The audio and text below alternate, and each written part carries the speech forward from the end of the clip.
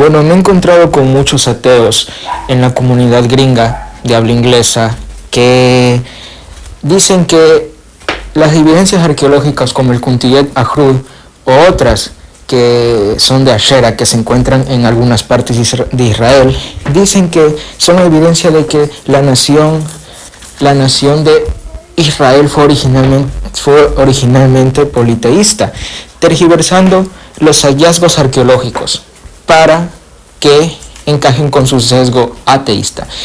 El problema aquí es que ateos como Midvision Podcast, Dan McClellan, Religiones en Contexto, Armandowski, Carla Díaz o Mario malinterpretan estos hallazgos y después inventan hipótesis como que los deuteronomistas en época de Josías editaron o cambiaron o escribieron una historia en contra del politeísmo, que según ellos era la creencia o la fe original de Israel, lo cual es una suposición y una mentira, es una hipótesis.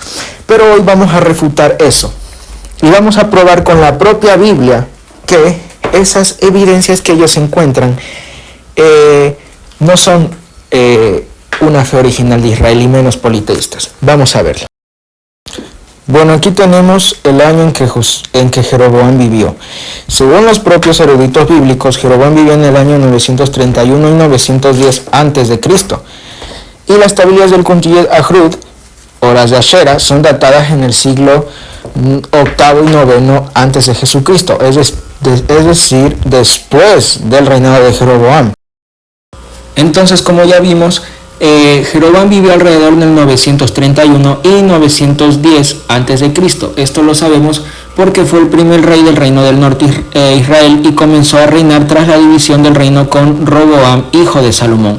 Esto es importante porque las inscripciones y estatuillas de Ashera que los ateos citan suelen datar del siglo VIII y IX a.C., es decir, después del reinado de Jeroboam y no antes. Si Jeroboam fue el que impuso o institucionalizó la idolatría cananea en Israel, como dice Primera de Reyes 12, 28 y 33, entonces esas figurillas y cultos populares son resultado de esa corrupción y no prueba de una fe original. En otras palabras, las pruebas arqueológicas coinciden exactamente con la época que la Biblia llama apóstata, o sea que una vez más la arqueología nos ayuda a confirmar lo que ya sabíamos, pero con más detalle, como las fechas. Así que sí, el argumento ateo de que Israel originalmente adoraba a dioses cananeos como Asherobal se desmorona con solo mirar el calendario. Y bueno, nunca falta ese grupito de ateos que te quieren vender la idea de la hipótesis de los deuteronomistas, que los deuteronomistas escribieron el libro de Jueces, Reyes o Deuteronomio en la época de Josías o después del exilio. Bueno, hay algo que ellos no te cuentan.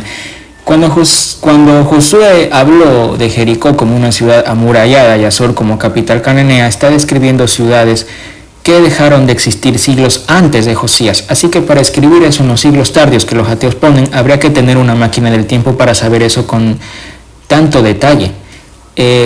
Pero ¿cómo rayos Josías pudo saber con tanta precisión sobre ciudades cananeas que llevaban siglos de estar extintas si no había un antecedente de estos sucesos? Porque habían sido aniquiladas por completo, tanto que hasta el día de hoy se están empezando a encontrar pocas cosas que lograron sobrevivir al exterminio que hizo Josué. Y es más, no tiene sentido que haya antecedentes y pequeños hallazgos que confirmen lo relatado en los libros de la Torá si Josías inventó todo. Además, otro punto importante es que el hebreo de esos textos es del tipo preexílico, sí, eso que se enseña en la filología bíblica, pero que los ateos saltan como si la gramática no importara. Y el exilio pues brilla por su ausencia pues en esos textos. ¿No te parece raro que si los deuteronomistas estaban escribiendo después del exilio, como dicen los ateos, se olvidaron de incluir el exilio? O sea, se olvidaron literalmente si es que pasó eso. Bueno, lo mismo pasa con Deuteronomio. Si fue inventado en tiempos de Josías, ¿por qué describe leyes, estructuras sociales y códigos legales que coinciden más con los siglos en la que la Biblia pone en los tiempos de Josué? ¿Por qué las leyes del Deuteronomio reflejan una sociedad tribal, agraria, sin monarquía consolidada, sin estructuras estatales formales? Si se hubiera escrito en la época de Josías, como dicen los ateos, ya existiría un aparato burocrático centralizado, pero eso no está en Deuteronomio. De hecho, los paralelos con los códigos hititas del siglo que pueden ver aquí son evidentes. Pueden leer el libro del profesor Kenneth Kitchen, que es On Reliability of the Old Testament. Si dicen que es una idealización arcaica, hay que preguntarles por qué ningún autor exílico idealizó también la administración babilónica. Y es curioso que idealicen algo que ya ni se usa. Y si fuera redactado en el exilio, ¿por qué no hay una sola mención al exilio en Josué, Jueces o Samuel? Porque estos libros no fueron compuestos en esa época. El exilio babilónico fue el trauma nacional más profundo de Israel. Si esos textos se escribieron durante esa época, entonces sería absurdo pues no mencionarlo, ni siquiera como trasfondo narrativo. Pero no hay referencia ni una alusión ni un lamento. Si responden que es una edición previa al Si los ateos dicen que es una edición previa al exilio, simplemente hay que hacerles saber y notar que eso destruye su propio argumento original. Ya no es una invención exílica, sino que aceptan que preexistía un corpus más antiguo. Ahora, ¿por qué describen ciudades destruidas siglos antes de Josías como si existieran en tiempo real? Vamos a dejar algo en claro. Jericó, Azor y otras ciudades ya no existían como fortalezas. Como pueden ver aquí en la pantalla, el argumento que se presenta aquí. Entonces, ¿cómo es posible que el autor de Josué describe a Azor como la cabeza de todos esos reinos, según Josué 11:10? ¿Cómo puede alguien del siglo VIII inventar una descripción tan precisa de algo que dejó de existir siglos antes? Si dicen es un mito, entonces ¿por qué se ajusta también al mapa arqueológico del Bronce Tardío? ¿Y cómo adivinó esos detalles un escriba en el exilio sin Google ni drones? Y bueno, esta gente ignora muchas cosas porque aquí hay una pregunta. ¿Por qué el texto favorece lugares de culto como Silo, Betel, si supuestamente fue escrito para justificar la centralización del culto en Jerusalén? En Primera de Samuel, el arca en Silo. Eso sería herejía si Josías hubiera mandado escribir ese texto. Y es que hay algo importante ahí. Ningún propagandista de Jerusalén en el siglo VIII habría legitimado Silo. Esto prueba que Y es que aquí hay otro problema. Ningún propagandista de Jerusalén en aquel siglo habría legitimado Silo. Esto prueba que los textos provienen de una época en que esos centros eran legítimos. Si dicen es reminiscencia de una tradición oral antigua, eso pues confirma que la tradición no fue inventada sino heredada. Gracias por reforzar nuestra tesis, ateos.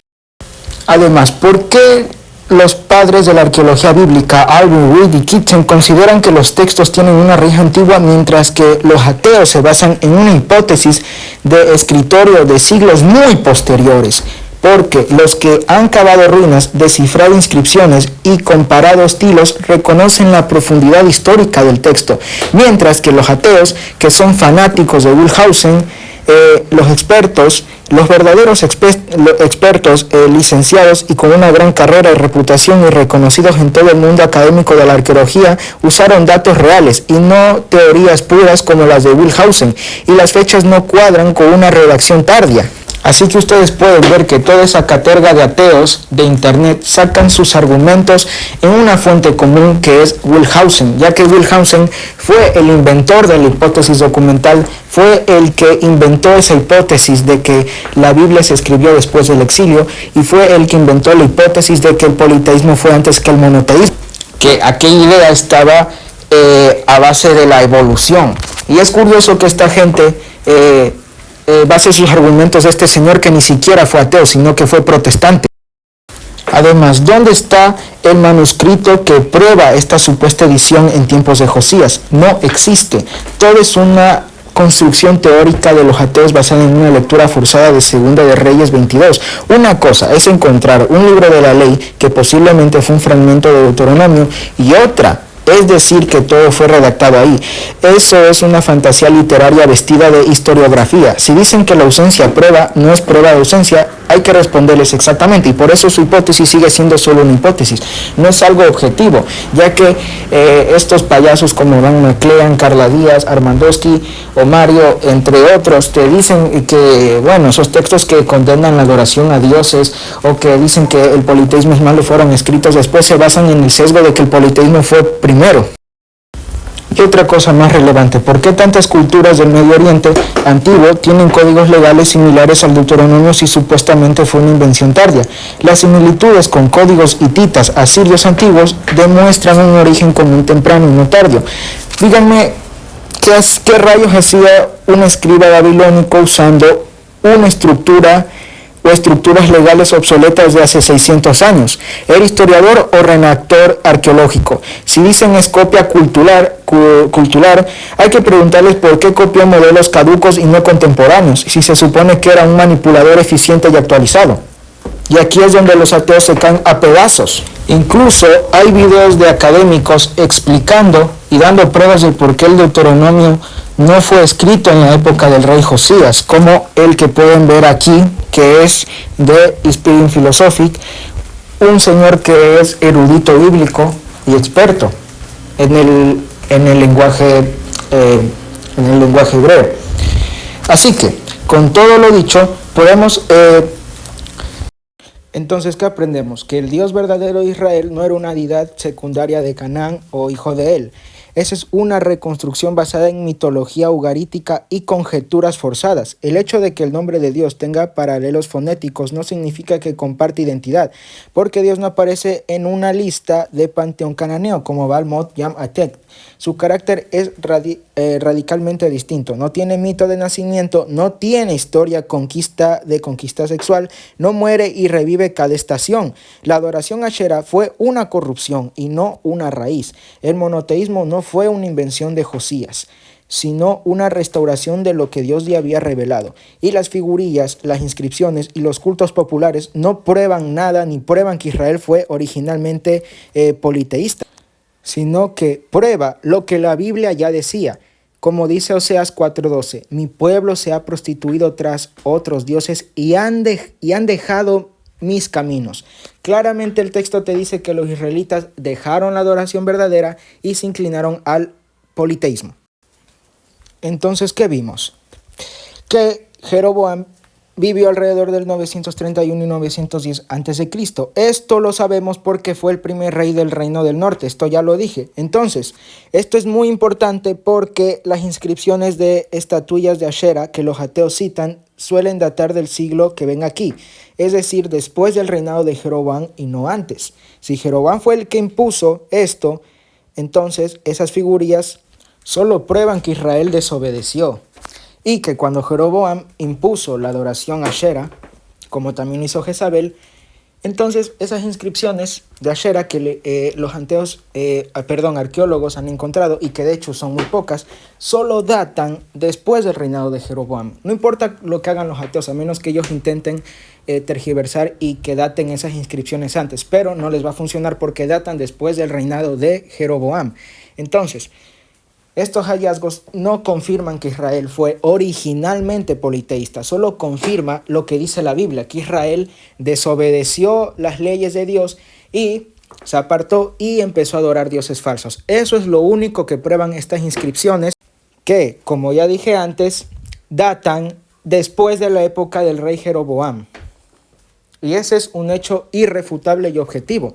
De ahí que los ateos no quieran aceptar esto, no es mi problema. Que Midvision Podcast, Religiones en Contexto, Carla Díaz, Dragon Art o Armandoski sigan haciendo más videos, pero no les va a funcionar para nada. Ahora recomiendo los siguientes videos. Uno del profesor Michael Eisner, donde refuta ese argumento de los ateos que dicen que Israel tuvo orígenes paganos, que es el que estuve hablando aquí. Otro video que es de uno de los académicos favoritos que tengo, que es Si Dios pertenece a un panteón cananeo, donde él aborda este tema de aquí. Otro video más donde también el profesor Inspiración Filosófica argumenta que el monoteísmo de Israel siempre estuvo allí y que no surgió después. Y por último, recomiendo este video que es súper interesante, que habla sobre si existía el monoteísmo antes del politeísmo, donde te dan hallazgos arqueológicos de que en Egipto, incluso en Sumeria y partes de Australia y partes lejanas del mundo adoraban a un solo Dios, donde las dataciones son muy antiguas. Y bueno, También está el video de otra vez el profesor del canal Inspiración Filosófica, donde refuta esa afirmación de si Dios tenía esposa o no. Pueden ir a buscarlos en YouTube y revisarlos. Y bueno, también recomiendo libros del profesor egiptólogo Kenneth Kitchen, donde defiende la historicidad de los patriarcas, el Éxodo y el Reino Unido, y también rechaza la teoría de que estas narrativas fueron inventadas en el exilio, y muestra cómo la terminología, leyes y contratos y costumbres en Génesis y Éxodo encajan perfectamente en el segundo milenio, no en épocas tardías. También recomiendo los libros del profesor Brian Hood, arqueólogo bíblico, especialmente en Jericó y el periodo de la conquista. En su obra de Israel conquistó Jericó de 1999, donde da evidencias objetivas, defiende que la caída de Jericó ocurrió en el tiempo descrito por Josué, hacia el 1400, y no más tarde, como afirman los escépticos. También refuta las conclusiones de Catholic Kenyon, demostrando que sí hubo una destrucción de Jericó que encaja con la cronología bíblica. Destaca también cómo la evidencia arqueológica confirma muchas ciudades mencionadas en Josué, como Hai, Azor, Betel, etc.